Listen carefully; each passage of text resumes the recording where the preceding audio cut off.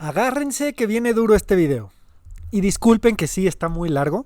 Y quizá pierdo algunos seguidores con este video y esta es la última vez que nos vemos. Pero bueno, ahí les va. En el budismo, no es suficiente ser una buena persona para poder escapar del sufrimiento y alcanzar la iluminación. Debemos alinear nuestra vida entera con el Dharma. Y eso no significa nada más ser una buena persona. Porque además, ¿qué significa ser una buena persona? Nos juzgamos a nosotros y juzgamos a los demás constantemente para determinar si son buenos o no. Si es deseable tenerlos cerca con más frecuencia o si es necesario alejarme de ellos. Y tenemos categorías de bueno y malo que van asociados con lo que aceptamos y con lo que rechazamos. En mi video pasado dije que iba a hablar de las preferencias, que es uno de los agregados o skandhas en la metafísica budista. Hoy voy a hablar más del siguiente agregado, que es la percepción o el prejuicio. Pues bueno y malo va asociado con lo que aceptamos y con lo que rechazamos. ¿Qué fomentamos y qué evitamos? ¿O qué destruimos? Lo puro y lo impuro. Lo que debe ser corregido y limpiado y curado y sanado. O sea, la salud y la enfermedad. Y con eso asociamos lo bueno y lo malo. Nietzsche, incluso el filósofo alemán, decía que asociamos lo bueno y lo malo con el rico y con el pobre. Y que asociamos el dinero con lo bueno y la pobreza y la carencia con lo malo. Y que eso se extiende a cómo percibimos a grupos de personas enteras. Ya no sea tanto ni siquiera por el poder adquisitivo, así empieza. Pero por su origen, por el origen de su familia, por el color de su piel, vinculamos o confundimos lo bueno y lo malo con la apariencia, con gente guapa y gente fea, o lo que creemos que es guapo y feo, los estándares de la sociedad. Formamos prejuicios sobre el bien y el mal y actuamos en acorde a lo que nosotros creemos que es bueno y malo. Y queremos ser personas buenas y queremos evitar ser personas malas, ¿no? Y conforme pasan los años dejamos de evaluar por nosotros mismos qué es bueno y qué es malo. Y por qué lo consideramos bueno a lo bueno y por qué consideramos malo a lo malo. En vez de diario despertar y evaluar qué es bueno y qué es qué, creamos atajos en nuestra mente usando prejuicios. No tenemos que registrar cada hoja del árbol para saber qué es un árbol. Entonces le ponemos la etiqueta de árbol. Y dejamos de ver el árbol con su tronco y sus ramas y la luz pasando por las hojas en esos colores. Solo ya vemos esa palabra, ese atajo que es, ni siquiera es el concepto, solo vemos árbol. Solo vemos esa palabra, ese atajo, esa etiqueta, ese concepto que es árbol. Árbol. Ni siquiera vemos el árbol. Nuestra mente solo lo filtra como escenario, no importante. Paisaje, es lo que está en el background. Ahí a lo lejos, en segundo plano. Y empleamos algo que se llama ignorancia o engaño, en parte por supervivencia y practicalidad para ser productivos. O sea, para poder sentarnos a trabajar no podemos estar viajándonos en los colores de las hojas, pero en parte es por hábito, es por mero hábito, porque es más fácil asumir los extremos. Podemos decir, es que todos los mexicanos somos amigables, todos son así. Es más fácil tapar el sol con un dedo, como dicen en inglés, pintar con la brocha gorda, paint with a broad brush, y generalizar. Y es que cualquier palabra que utilicemos, cualquier palabra en existencia es una generalización de algo específico en la existencia física o mental. Toda palabra es una etiqueta. Y al final el mundo de las palabras solo existe ahí. No existe en el mundo físico. No existe en el mundo físico, pero mueve mucho al mundo físico. Las palabras determinan qué va a pasar en el mundo físico. Si un millonario con mucho poder dice yo no quiero que haya una montaña ahí, ¿qué pasa? ¡Pum! Le explotan con dinamita a la montaña. Y hay consecuencias físicas por las instrucciones verbales que tiene en la mente un ser vivo, que surgen de palabras, que surgen de conceptos, de pensamientos en la mente de alguien. Entonces esos meros pensamientos se condensan en palabras, en ideas, hasta que por fin se manifiestan en la tierra. Y hay consecuencias reales a los pensamientos imaginarios, de lo sutil a lo burdo. Eso es la manifestación, ¿no? Literal, en su definición literal. Por eso decimos que nuestros pensamientos crean nuestra realidad, o la determinan, porque sí, en efecto.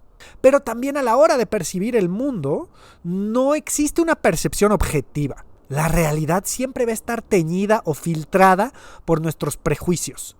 En inglés tienen la frase de rose-colored glasses, de lentes color rosados. Entonces casi no hay nada que sea neutro en nuestra experiencia como un ser vivo.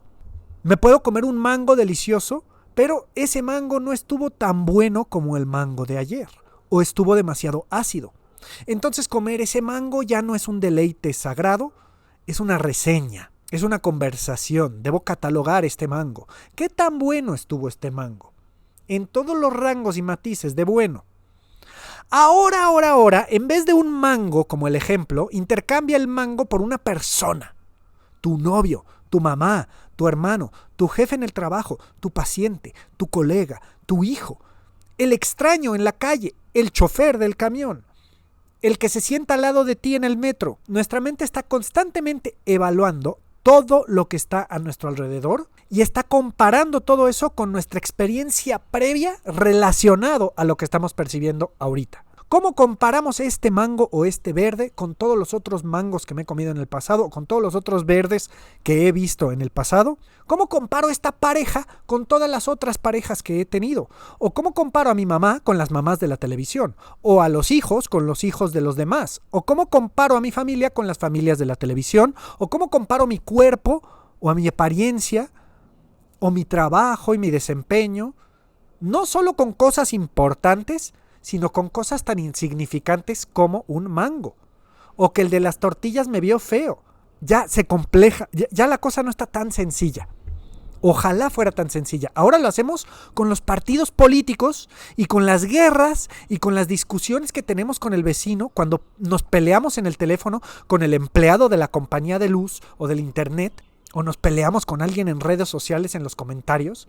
Filtramos absolutamente todo lo que pasa por nuestra percepción con nuestro estándar de lo que es bueno y lo que es malo. ¿Qué me va a enfermar y qué me va a dar felicidad? ¿Qué es una amenaza para mí y qué es una fortaleza para mí? Todo el tiempo estamos evaluando qué es bueno y qué es malo. Como dije, en parte es supervivencia, en parte es hábito, en parte es practicalidad y en parte ya es instinto, ya está en automático, esto de filtrar qué es bueno y qué es malo. Todo el tiempo estamos evaluando qué es bueno y qué es malo para mí y tomando una decisión al respecto, que eso vendrá en el siguiente agregado, en el siguiente skanda, que es la acción o la reacción o la voluntad. Pero primero formamos el concepto de qué es bueno y qué es malo. Ya después tomamos decisión al respecto, tomamos acción, perseguimos lo que creemos que es bueno, nos aferramos a lo bueno y huimos de lo que creemos que es malo, o lo queremos destruir, o lo evitamos o lo rechazamos. Entonces, vamos hacia lo que nos trae placer, drogas, azúcar, relaciones tóxicas, y huimos de aquello que nos duele, ¿verdad? El ejercicio, la quietud y el silencio, la comida saludable que sabe horrible, y acabamos confundiendo qué es bueno y qué es malo. Porque confundimos lo agradable con lo desagradable. Creemos que todo lo agradable es bueno y todo lo desagradable es malo. Y nos hacemos daño a nosotros mismos. O nos peleamos con nuestros amigos por malentendidos. Porque lo que yo creía que era bueno, resulta que es malo. Acabamos creyendo que tal persona es una horrible persona, porque se suscribe a tal podcast. Entonces es malo y debo bloquearlos. O siempre que hablo con esa otra persona, me drena. No respeta mis límites, me insulta, entonces me quiero alejar de esa persona. Por más que yo creía que ella era mi amiga y se dice ser mi amiga, realmente me demuestra que solo me desea el mal. Entonces solo me tiene envidia, no le importa cómo estoy, solo quiere que le tengan lástima a ella, no es buena para mi mente ni para mi energía. Y entonces negocio esa energía en mi vida. O me alejo o evito esa energía. O tengo una conversación con ella para ver si se puede negociar algo.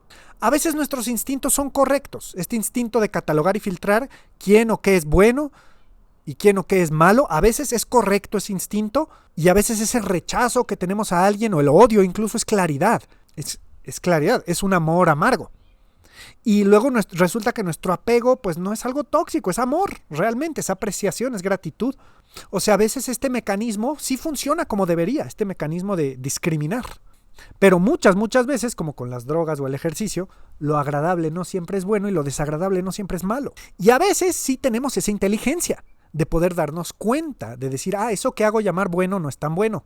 Y eso que hago llamar malo no es tan malo. Y aunque hacer ejercicio es desagradable, es bueno. y aunque el azúcar sabe muy rico en el momento, me hace sentir enfermo después. Entonces vamos desarrollando con el esfuerzo y con el tiempo esa inteligencia que realmente discrimina entre lo bueno y lo malo. Entre lo que es realmente bueno y realmente malo. No solo evidentemente y aparentemente bueno y malo, pero consecuencialmente bueno y malo, ¿no? No solo nos vamos con la convención de lo bueno y de lo malo, sino que miramos más allá de las categorías tan sencillas, tan simplistas, y discernimos. Y a este discernimiento, esta discriminación inteligente se le llama prajna en sánscrito, que puede ser traducido a sabiduría. En el Vajrayana decimos que el prajna es el fruto de las prácticas Theravada. La discriminación, el discernimiento, donde ya no caemos víctimas al engaño de qué es bueno y qué es malo. Ya no huimos siempre instintivamente del sufrimiento, sino que nos atrevemos a mirarlo directamente para poder estudiar sus causas. Solo si eliminamos la causa del sufrimiento podemos ser libres. Y solo al mirar el sufrimiento podemos ver su causa. Entonces, lejos de huir, dejamos de huir del sufrimiento, dejamos de escondernos y miramos con claridad. Y con ello cultivamos entendimiento y compasión. Y ese es el prajna. Que quizás esa persona no es mala solo por tener ese tipo de apariencia.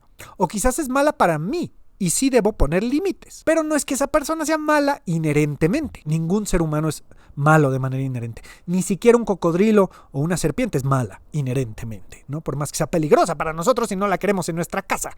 Pero quizás el odio que le tenemos a alguien nos está protegiendo. Ese odio está protegiendo lo que cree que es bueno. Entonces el odio es algo bueno en ese caso porque es una claridad que nos está protegiendo. Es una inteligencia. Quizás maléfica es mala porque de pequeña le hicieron daño, ¿no? Aunque no me encanta esa tendencia de las películas recientemente de redimir a los villanos, de darles una historia de por qué son malos y que son malentendidos todos. Pues sí, o sea, es que podríamos ir al relativismo absoluto, por decir que no hay maldad inherente en nadie. Pero la verdad es que hay gente tan dañada en esta vida y que va a dañar tanto en esta vida que nosotros no vamos a tener la capacidad de tolerarlos. Humildemente podemos aceptar que aún no somos Budas, no tenemos esa compasión universal aún. Hay gente que nos va a calar y caer mal y que vamos a evitar y que vamos a considerar un peligro. O sea, hay gente que sí va a causarnos tanto daño si nos acercamos y no hemos desarrollado la capacidad de tanta paciencia y tolerancia. O sea, seamos honestos, incluso manejando en el auto empezamos a odiar el coche de al lado. O lo insultamos o insultamos a su inteligencia y constantemente nuestro ego forma la idea de que somos mejores que los demás. Es parte del instinto de supervivencia y hacer menos a los demás, a los que no son como yo. Porque es práctico catalogar a lo peligroso para mí como algo malo. Pero aspiramos a poder encontrar la bondad en todos, a poder desmantelar los prejuicios del racismo y del sexismo. Entonces, aunque no todos puedan ser buenos para nosotros y hay gente que va a ser catalogada como mala por nuestra incapacidad de manejarlos de manera saludable, aunque no sean malos inherentemente, son malos para nosotros, pero aún así aspiramos a poder encontrar una bondad en ellos, dado que ya hemos podido probado, aunque sea una gota del prajna que nos deja ver de primera mano, que no todo lo que me dijeron que es bueno y no todo lo que me dijeron que es malo es malo. O sea, esto que les estoy diciendo ahorita es como a nivel instintivo. No es nada nuevo lo que les estoy diciendo. Pero luego sobrecorregimos, ¿verdad? Vamos al otro extremo. Y como dije, los extremos siempre corrompen. Que el capitalismo es malo, entonces le damos rienda suelta al comunismo y se convierte en una esclavitud totalitaria. O que entonces el comunismo es malo y le damos rienda suelta a las empresas y acaban convirtiéndose en una esclavitud salarial. Y se pintan los unos a los otros, un lado al otro, como este es el enemigo. Como dije, tapamos el sol con un dedo o pintamos con una brocha gorda. Él es un facho, es de derecha, es rico, es privilegiado, además es macho y los hombres todos somos un desperdicio y todos somos brutos y todos podemos vivir sin los hombres y además es blanco, entonces seguro apropia culturas ajenas, mira cómo apropia el budismo y distorsiona la historia y su mera existencia implica violencia. Y del otro lado tenemos que ella es progre y es woke y es feminista y lucha por los derechos humanos que tus ideas normativas están reprimiendo y oprimiendo. Y así como en los tiempos de Nietzsche el bueno y el malo se asociaban incorrectamente con el rico y el pobre, hoy día el bueno y el malo se asocian con el opresor y el oprimido. Pero ya no es solo la clase opresora y la clase oprimida, Ya no es comunismo clásico, ya es comunismo reloaded. Porque ahora la interseccionalidad dice que todos en alguna parte de nuestra identidad somos oprimidos hasta cierto grado y todos oprimimos y somos opresores hasta cierto grado. Porque tu teléfono celular está creado con la labor de niños esclavos en otro lado del mundo y el puro litio de las baterías de tu celular lo extrajo a alguien a quien no se le pagó de manera digna o justa. Y se dice en esas filosofías que toda la opresión es igual de mala y viene de la misma fuente, que es la supremacía blanca. Entonces hay quienes se dan la tarea o adoptan el propósito de vida que ellos van a luchar la opresión. Y van a luchar al opresor, aunque sea el opresor interior. Como no hay un opresor unitario, tenemos que ponerle un nombre al opresor, entonces le vamos a poner el nombre de blanco y macho y heteronormado y le vamos a decir facho, porque blanco no se refiere a tu color de piel, ya se refiere a un concepto. Y hombre también se está refiriendo al patriarcado. Y me pasó mucho trabajando en el hospital en Harlem, en Nueva York. Hay mucha diversidad. Y no de la diversidad corporativa.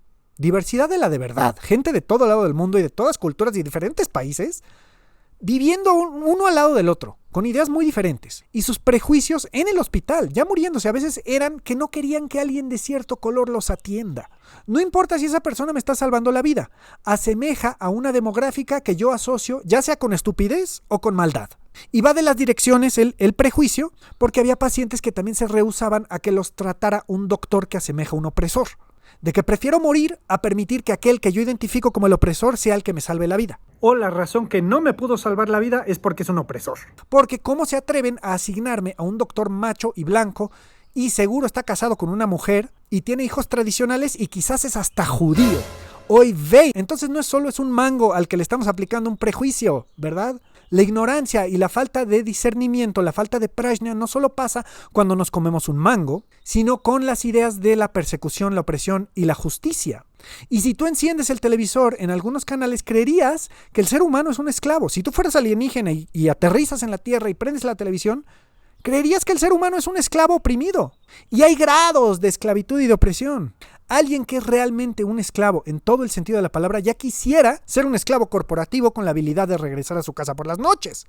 Pero alguien que es un esclavo corporativo quizás daría todo para unas vacaciones, incluyendo irse a un hotel en Cancún para oprimir y gentrificar a los demás porque ahora él es el que puede. Y así es como el victimismo se usa como una arma para reclamar el poder. El poder es algo natural en la vida.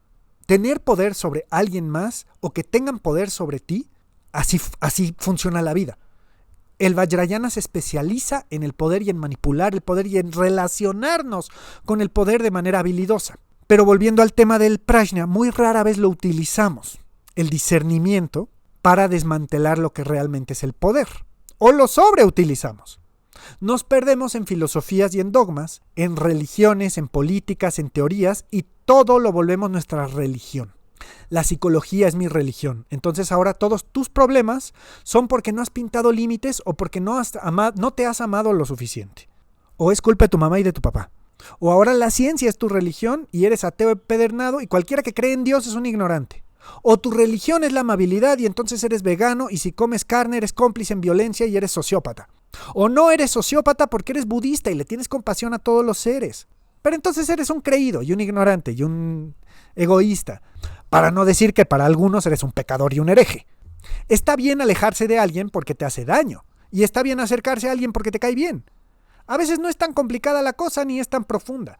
Pero nuestra negación y el engaño del mundo es tan duro que rara vez empleamos el prajna y la compasión y el entendimiento y saltamos en vez a la agresión analítica. ¿Tengo razón y tu existencia es violencia para mí? ¿Y tu opinión o tu silencio es complicidad? En inglés hasta dicen silence is violence, ¿no? El silencio es violencia, como para forzarte a unirte a mi causa, porque si no dices nada apoyando lo que yo apoyo, entonces es violencia en mi contra. Y reformateamos el sentido de las palabras. Ese filtro que hablaba del mundo energético de las palabras, donde ahora todo lo malo es bueno y todo lo bueno es malo. Entonces ahora me autonombro en contra del orden y de la justicia, porque la justicia es algo fascista. Y entonces yo me nombro en contra del racismo. Pero del racismo como yo lo defino, no del racismo como tú lo defines. Yo hablo del racismo que se basa en la colonización europea. Porque aunque hubo otras culturas no blancas que colonizaron otras culturas, aquí el racismo solo está hablando de los blancos. Y no hay matices en los orígenes de los blancos. Todos es pintar con la brocha gorda, tapar el sol con un dedo. Manejamos diferentes definiciones del racismo y diferentes definiciones del sexismo. Y es completamente vacío, no tiene ningún sentido decirle a alguien que es woke o decirle que es facho. Pero estas políticas se han vuelto la religión de las personas. Y la amabilidad y la compasión siempre va a ser hacia el oprimido y no hacia el opresor. Salvo que sea justicia restaurativa, y ahorita llego a ese punto. Porque en ese caso el criminal no es un opresor, es la víctima aunque sea el criminal. Y ahora hay corrientes de antirracismo de explorar el opresor interior y de descolonizar nuestra mente. Todo, descolonizar las matemáticas. No solo la historia, sino hay que descolonizar la química y la física. Ahora, el budismo está intentando algo más o menos lo mismo, ¿no? Pero no desde el punto de vista desde la historia y del blanco y del negro y del oprimido y del opresor. Sino que aquí el opresor es universal, es el yo, es el ego. Y todos lo tenemos, pero no es parte del yo, no es la parte blanca opresora macha mía, no es la parte mía que es un macho blanco heteronormado. Todo mi yo es un problema, sea del color que sea y del género que sea. El problema es ese dualismo de oprimido y opresor. Y yo sé que hasta ahorita me pueden acusar de decir que todo esto que estoy diciendo es un bypass espiritual mío porque soy blanco y porque soy hombre. Y que estoy en negación reaccionaria por ser blanco y por ser hombre. Y que todo esto parte de mi fragilidad blanca. Pero ese es todo el punto. En una mente puedes manipular las cosas de tal manera que tienes razón. El que tú quieres, que tú tenés razón, que yo soy el villano. Y eso te convierte en el villano. Y al final, si utilizas realmente el prajna, vamos a cultivar compasión por todos los seres. No solo los justificables. Y no vamos a crear otro ego postizo. Un ego bueno que desmantele al ego malo. Un nuevo opresor que reemplace al viejo opresor. Me pasa mucho en mis comentarios que si hablo de algo, de la empatía o de la compasión por todos los seres, me ponen en los comentarios, ay, seguro eres woke y eres progre, qué hueva. Y entonces claro que me da hueva alguien que es anti-woke, al igual que me da hueva alguien que es woke, porque sí creo en la empatía y sí creo en la compasión. O luego diré algo de que cualquier extremo hace daño, ¿no? Incluyendo el progresismo. Y me ponen en los comentarios, seguro eres un facho, machista, privilegiado. Una vez alguien puso, tenía que ser judío. Y es que no soy woke, pero tampoco soy anti-woke. Porque el anti-woke sí luego es culpable del mismo odio del que lo están acusando. Y la ideología woke también me parece sobremanipulada y que no va hacia una paz y un entendimiento y un crecimiento social. Todas estas categorías nos están empujando hacia más división. Para eso fueron creadas. Votamos por los políticos creyendo que el partido azul y el partido amarillo son distintos. Pero la distinción está entre nosotros, el pueblo que vota, y los gobernantes. Esa es la verdadera distinción. Porque son los mismos políticos que se cambiaron de partido. El que estaba en el partido azul ahora está en el amarillo. Y dice que los de azul robaron, pero robaron cuando él estaba en el azul. Y nosotros nos estamos peleando por cuál ladrón roba menos. ¿Y cuál sociópata va a tener más empatía por nosotros? Porque afiliamos nuestra identidad y nuestra existencia a partidos políticos. Porque nuestra localidad social sí importa. El que yo sea blanco y macho sí importa. Sí impacta. Pero estas ideologías, en vez de llegar a los matices prácticos, solo dividen al pueblo con propaganda que apela a emociones duras sobre tú eres el oprimido y mereces justicia. O nuestra violencia es en nombre de la no violencia. Entonces, nuestra violencia es justificable, porque mi filosofía es que le voy a pegar a los nazis en la cara si yo te identifico como tal, porque mi filosofía es pegarle a los fachos en la cara si yo te identifiqué como tal, por cómo te vestiste o algo que dijiste. Mi violencia es justificada, nuestra violencia es justificable, y todo lo que tú hagas, aunque sea un acto verdaderamente pacífico, está arraigado en una historia de violencia y de opresión. Entonces, tu paz realmente es mi guerra y mi guerra realmente es la paz. Entonces, ahora resulta que lo bueno es malo y lo malo es bueno, ¿no? Y hay una necesidad social, una presión de encajonarnos en una de estas dos categorías. ¿Eres woke o eres anti-woke? Y las dos categorías están horribles. No tengo ningún problema viendo una pareja gay en mi película de Disney. Tampoco tengo ningún problema con que Blancanieves sea de Colombia y no una alemana güera de ojo azul. Ojo, no la he visto. No me importa Disney, no me importa ser otro de esos youtuberos que habla de Blancanieves. No vine a hablar en contra de lo woke ni a favor. Ni vine a hablar de Blancanieves. No me importa Disney, es un ejemplo. El problema no es si la película es woke o no, es si es una basura o no es una basura. Porque es muy conocido que las corporaciones, más las corporaciones multimillonarias como el tamaño de Disney, van a poner la política por adelante del entretenimiento. Pero es política regional. Porque así como Buzz Lightyear tuvo 2 mamás, en China borraron esa escena, los de Disney, por las políticas en China. Entonces ahora resulta que no podemos nada más disfrutar una película. Hemos llegado al punto social donde no podemos poner una película, llevar a nuestros hijos al cine. Para disfrutar la película, ahora tengo que analizar si fue ética o no fue ética la película a la comunidad de enanos que fueron generados por computadora. No sé si es correcto o ofensivo decir la palabra enano, o si hay otro término que prefieren que no es ofensivo.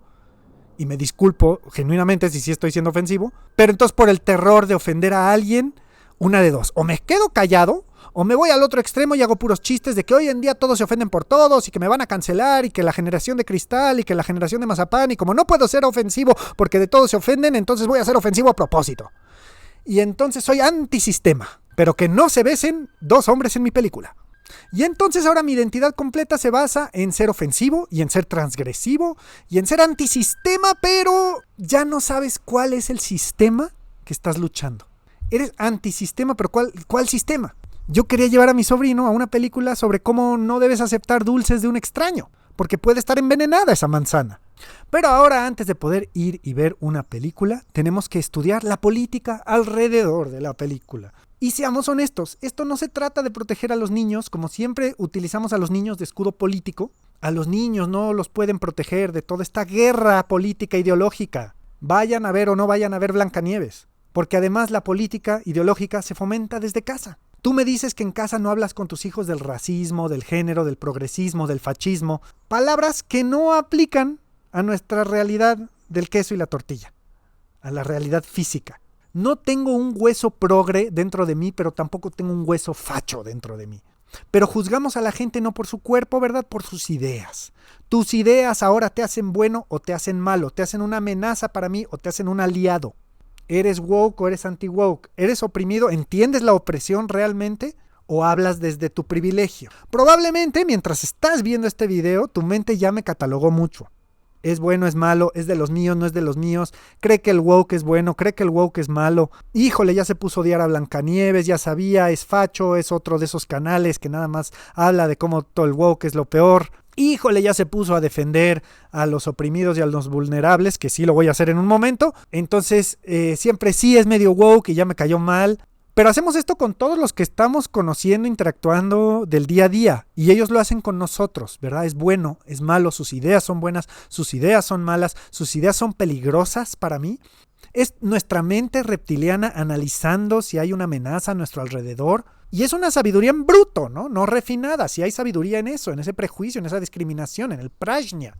Lo que viene incluso antes de la sabiduría, es el discernimiento. Prajna, antes del conocimiento, de la sabiduría. Antes del jnana. Prajna.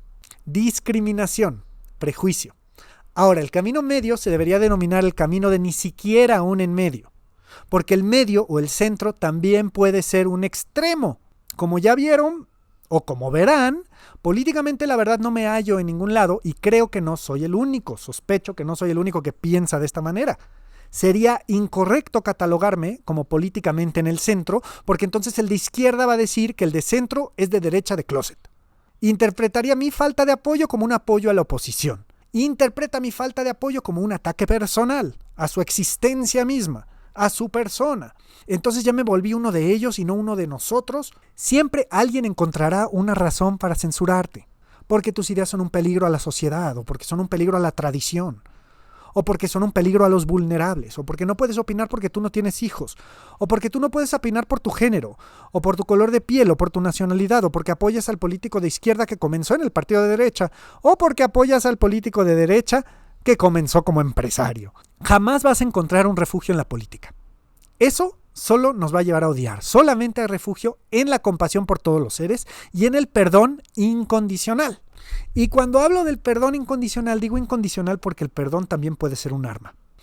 La derecha va a decir, yo no voy a tener empatía suicida, ¿verdad? En el nombre de la empatía no me voy a hacer daño. Eso es, en el nombre de la empatía dicen que cierto tipo de empatía es mala. Pero los de izquierda son igual, dicen lo mismo. Dicen, no voy a tolerar al nazi facho. Porque yo tengo demasiada empatía para el oprimido, pero no para el opresor. Porque eso no es empatía, ¿verdad? Eso no es justicia. Entonces la empatía del de la derecha es la empatía mala, y mi empatía no es empatía suicida, es empatía genuina, y no es intolerancia, aunque ellos lo definan como intolerancia. Es la verdadera tolerancia, ¿verdad? Ahora, estas categorías del verdadero bueno y el verdadero malo ya también se corrompen y se confunden. Entonces el de derecha dice, mi empatía es genuina y estoy protegiendo a mis hijos, y ellos, su empatía son unos mensos. Y usamos una gimnasia mental para condicionar nuestra compasión. ¿Quién merece de nuestra compasión?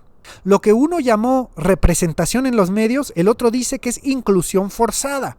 Entonces el que se sentía representado escucha al que habla de la inclusión forzada y le dices que tú quieres borrar mi existencia. Me estás cometiendo un genocidio mental y mediático. Y nadie se quiere sentir como un estorbo, ¿verdad? A nadie le gusta sentirse como un estorbo, como un desperdicio, como un villano. Salvo que ahora identifiques el villano como el héroe. Y entonces eres el mega villano, eres el anticristo, eres satanista. Y luego también, por ejemplo, tenemos el tema del lenguaje inclusivo o el lenguaje incluyente.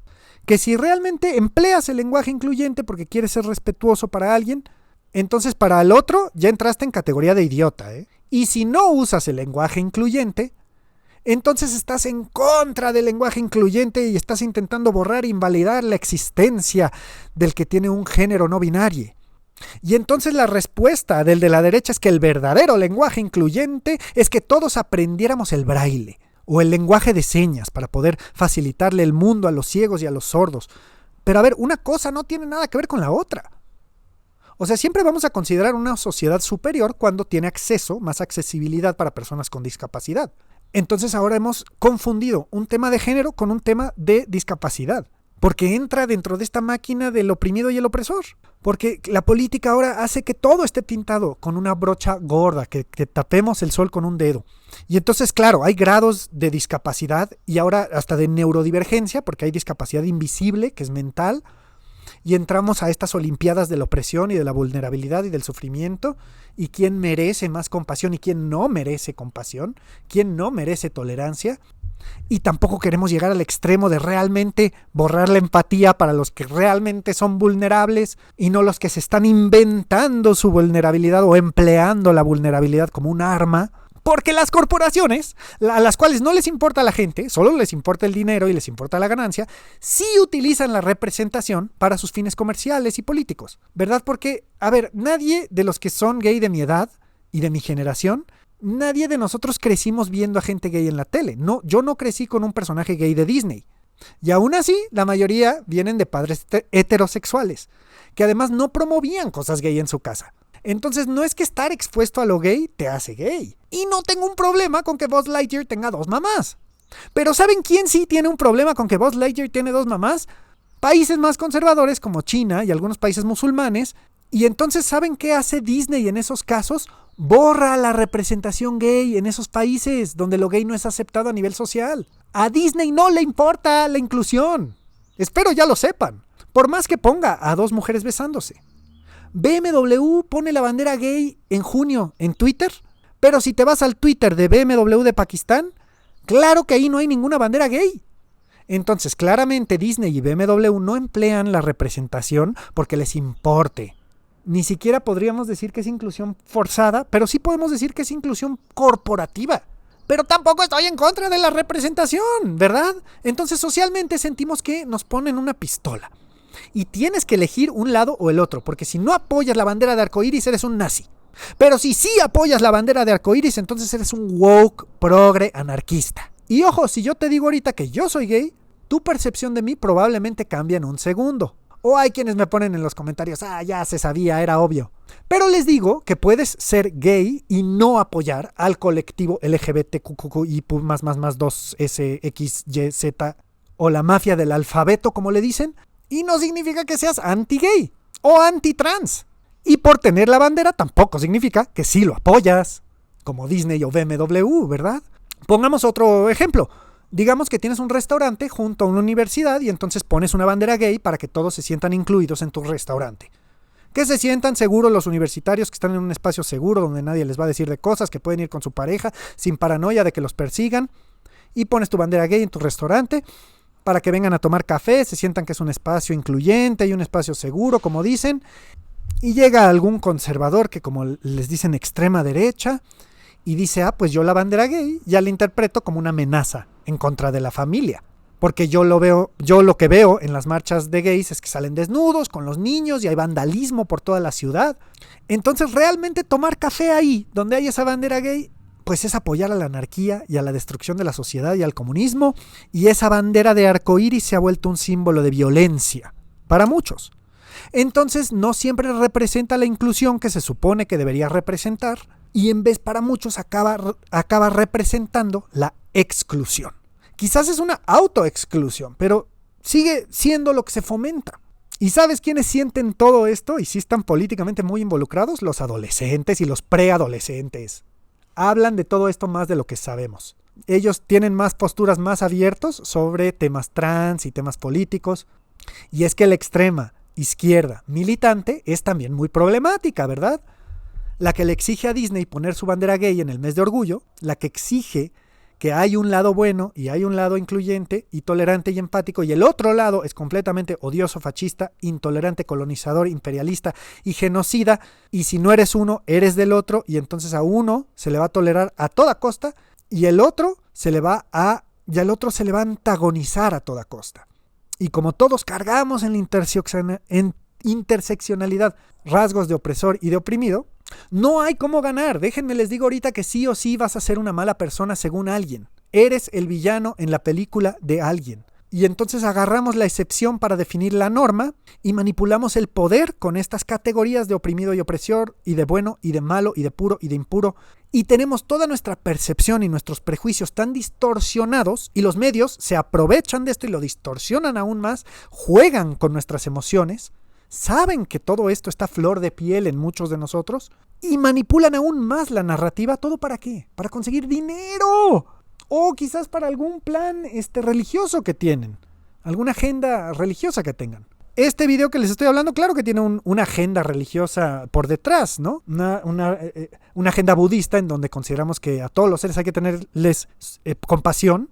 No nada más a los que piensan como yo, sino a todos los seres. Pero también hay que desarrollar el discernimiento para poder desmantelar cualquier filosofía a la que nos estamos aferrando antes de que se corrompa y se convierta en la causa del nuevo sufrimiento. Para mí vivir en Estados Unidos, el tiempo que viví ahí, fue muy revelador porque no pensaríamos, los que vivimos aquí en México, que la mayoría de los que viven en Estados Unidos se sienten como si ellos son la víctima oprimida. Y sí leí a Bell Hooks y a Frantz Fanon y a Ta-Nehisi Coates y tomé una clase en mi maestría llamada Poder, Privilegio y Diversidad. Y al principio sí me la creí toda. Me tomé el Kool-Aid woke. Me eduqué y me tomé el Kool-Aid. Y no descarto todo lo que se encuentra en esas filosofías. Hay muchas cosas muy valiosas que hablar en temas de colonización y del privilegio y del sexismo. Pero tampoco me suscribo del todo a toda esa ideología. Porque sí veo que hay demasiado interés económico y político y demasiada manipulación mediática en la narrativa social. Que todos construimos juntos, es una narrativa social. Pero en Estados Unidos todos se sienten oprimidos. Todos, incluyendo los hombres blancos, porque ellos se sienten víctimas de ser pintados como el villano. Todos se sienten víctimas, ¿sí? Todo gira alrededor de la narrativa del oprimido, el opresor y el poder. Entonces nadie se escapa en esa cultura de sentirse como el patito feo al que la sociedad le quiere escupir. Todos se sienten perseguidos y esa es la narrativa colectiva, cultural, esa paranoia que se presta a reacciones emocionales. Y como saben de la propaganda, a través de la historia, la propaganda más efectiva y eficaz es la que nos afecta de manera emocional y visceral, la que manipula nuestras emociones. Ya no lo pienses más, solo odia al culpable. Tiene que haber un culpable, y si no lo hay, lo vas a fabricar. En Nueva York tenía yo una amiga, por ejemplo, que robaba de las tiendas. Era una amiga mía de la universidad. Y siempre que entrábamos a una tienda, robaba. Y me decía que si yo no robaba de las tiendas, estaba yo apoyando al capitalismo opresor. Y le explicaba que yo estaba viviendo en Nueva York con visa de trabajo, que si a mí me cachaban robando, que además no va con mi ética budista, me van a correr del país. Y me decía ella que robar de Walmart no es robar de nadie, porque no es realmente robar si no le estás robando a una persona pobre, oprimida, local, le está robando a una corporación, eres Robin Hood. En otro momento esta amiga se volvió trabajadora sexual, no por necesidad, sino por gusto. Y no tengo nada tampoco en contra de eso. Pero si yo no la apoyaba incondicionalmente sin ningún prejuicio, entonces era yo un prejuicioso intolerante. Y varias veces, viviendo en Harlem, me atacaron físicamente en la calle, ya sea alguien indigente o por droga. Y no te puedo decir que me atacaron por ser blanco, por mi color de piel o por ser güero, ¿verdad?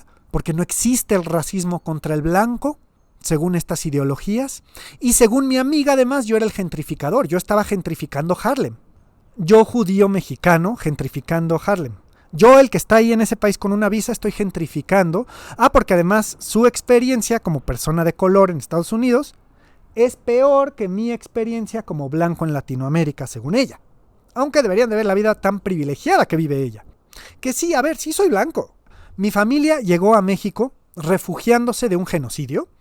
Mi abuelo llegó a México a los 17 años, solo sabiendo que su mamá y su papá y su hermana fueron torturados hasta la muerte, en algún campo de concentración. Pero ahora resulta que en los ojos de esta amiga, yo soy ahora el genocida. Y mi sufrimiento no importa, porque yo soy blanco y porque soy hombre y yo soy el problema. ¿Y cómo puedo yo hablarle de que mis papás son hijos de sobrevivientes de algún genocidio o holocausto, si ella niega que ese holocausto existió? Y además soy blanco, entonces no importa, ¿verdad? Y así es como yo vi a mi mejor amiga de la universidad de hace 15 años, cómo se volvió por sus políticas woke en alguien que políticamente no podía tener una amistad conmigo. Sin importar que la mayoría de mis pacientes en Harlem eran personas de color, muchos religiosos conservadores, muchos tan conservadores religiosamente que rechazaban a sus familiares gays, y también había que tenerles compasión en su lecho de muerte porque ellos legítimamente creían que era culpa del diablo y temían por el alma, por la salvación del alma de su ser querido, y porque todos los seres han sido nuestra madre en una vida pasada, en alguna vida pasada, según el budismo. Claro, esta amiga también es de color. Hubiera sido racista si yo hubiera empezado mi historia de ella con ese detalle, ¿verdad? Pero es relevante porque claro que es relevante en nuestra localidad social. Pero pues ella era de mis mejores amigas en la universidad hace 15 años, pero hace 5 se hizo problemático para ella ser amiga mía. Y eso es lo que me da horror, que la política distorsionó mi amistad con ella. Porque ahora su único tema de conversación era cómo el hombre blanco era lo peor. Tanto así que yo ya la evitaba. Pero si yo la evitaba demasiado, ella iba a decir o pensar que era por su color de piel y porque yo soy un racista, o porque no me identifico como el opresor como ella quisiera, por más que sí lo hice mucho tiempo, de manera performativa para poder ser su amigo, aunque creció con todos los privilegios de un estadounidense clase media, y ha viajado en todas partes del mundo y ha estudiado en las mejores universidades, y vive bajo maravillosos estándares para alguien de Latinoamérica, pero como es de color, antes ese no era ningún tema en nuestra amistad, pero después se volvió el único tema. Y digo que es de color porque parece que hasta decir el color negro en español, porque no tenemos otra palabra para ese color, pero parece que hoy día es ofensivo usar esa palabra. Decir el nombre de ese color de piel es ofensivo si tienes el color de piel que tengo yo. Y sí me atacaron muchas veces en la calle en Harlem por mi color de piel. Y si es que me hubieran llegado a desvivir, que sí lo intentó un cuate drogado que casi me mata, yo sería no solo únicamente una estadística más, pero yo tendría la culpa por haberme metido a un barrio donde yo no debía, por ser gentrificador. Entonces, si yo vivo en Harlem, soy gentrificador. Pero si me voy a vivir a una zona de puros blancos, soy un racista. Y no dejo de ser un gentrificador, no importa de dónde venga y no importa aunque yo sea indigente. Y entramos a esto que les había dicho, que ahora en la izquierda hay esta filosofía de justicia restaurativa, que es así, se les voy a pintar la historia. Digamos que yo estoy en Harlem, que estoy saliendo de trabajar, de bendecir o de bautizar a un bebé terminal y que me acuchillan en la calle.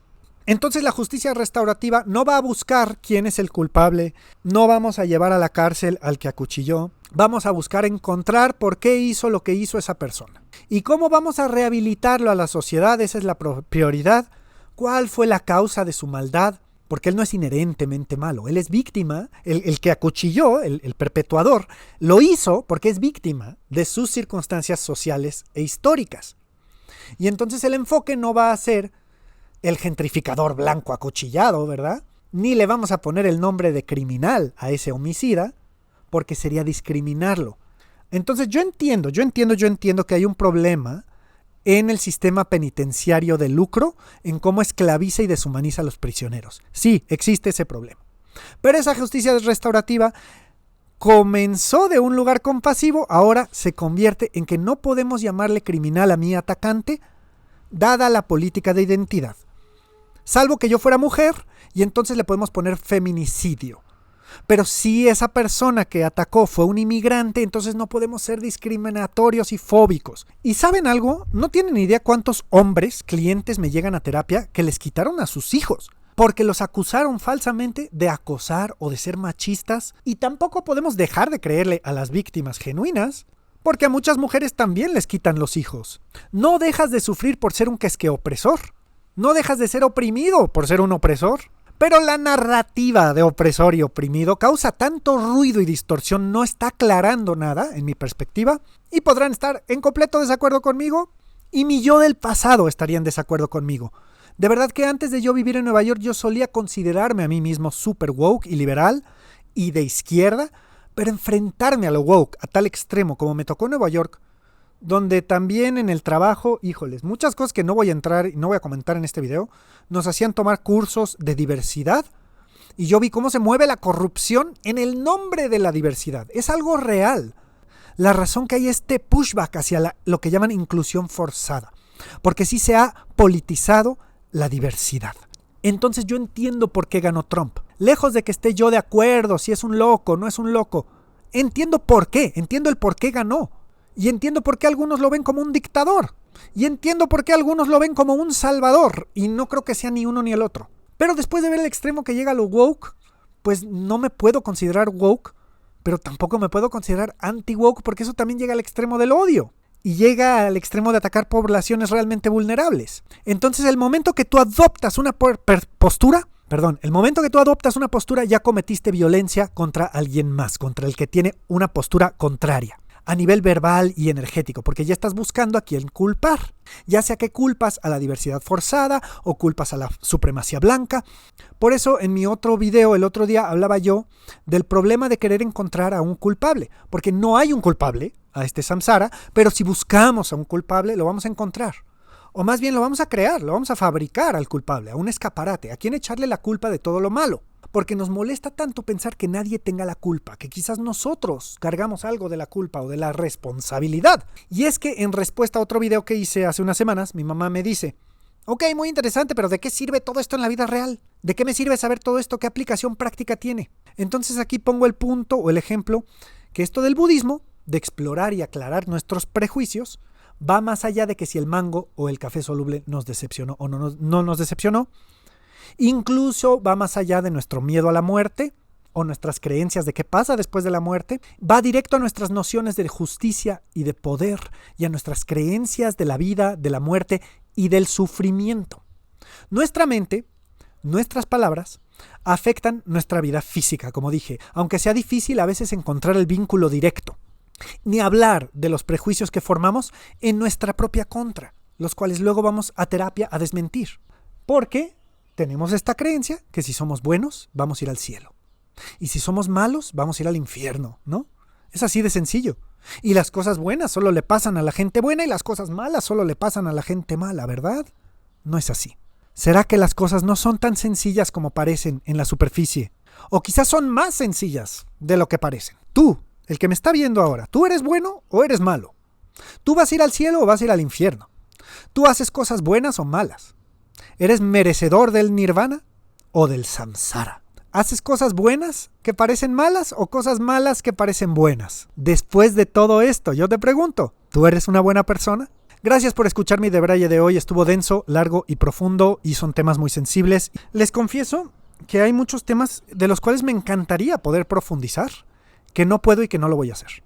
Por lo menos no en mi canal. Hay muchos temas políticos de los cuales toqué hoy, pero son tan sensibles estas fibras que nos dividen. Si no es que ya formaste un prejuicio en mi contra viendo este video y escuchando mis opiniones, no me quiero encajonar a ser un youtuber de izquierda o un youtuber de derecha o que un youtuber feminista o un youtuber anti-woke. Entonces esta fue la excepción, no va a ser la norma. No se acostumbren a que me vaya yo a meter a demasiado profundamente a temas de género, ni a temas de política, ni a la guerra del Medio Oriente, ni al racismo, ni a la colonización. No me malinterpreten, me encantaría hablar con todos ustedes de estos temas y compartirles mi perspectiva. Pero, el punto de este canal es cultivar prajna y bodhicitta y requiere demasiado prajna hablar de esos temas. Y es muy fácil aniquilar el bodhicitta cuando tocamos esos temas. Así que bien, esa es la razón que este video duró tanto y hubo tanto preámbulo y quizás mucha justificación para considerar todas las perspectivas posibles. Y lamento mucho si no te gustó mi postura o me quieres educar más a fondo en algo que crees que sabes mejor que yo. Este es el video más político que he sacado en este canal, en la historia de este canal, y me da mucho nervio, mucho de lo que dije, y sé que seguro perdí algún seguidor u otro. Pero bien, si te gustó mi video, regálame un like que es gratis para ti y ayuda a que mi canal le llegue a demás personas. Dale click en suscribir si no lo has hecho, porque con este video seguro perdí más de algún suscriptor.